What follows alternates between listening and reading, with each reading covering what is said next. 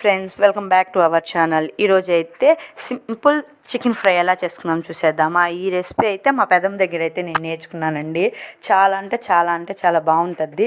ఎలా చేసుకుందాం చూసేద్దామా. ఫస్ట్ అయితే ఒక కడాయి తీసుకొని అందులో చికెన్ వేసుకొని కొన్ని వాటరు, సాల్ట్, పసుపు వేసుకొని చికెన్ అయితే బాగా ఉడకపెట్టుకోవాలన్నమాట. తర్వాత వీడియోలు చూపిస్తున్నాం కదా, కొన్ని ఎండుమిరపకాయలు, ధనియాలు, అల్లం, వెల్లుల్లి, పట్ట, మొగ్గ అయితే తీసుకొని పక్కన పెట్టుకోవాలి.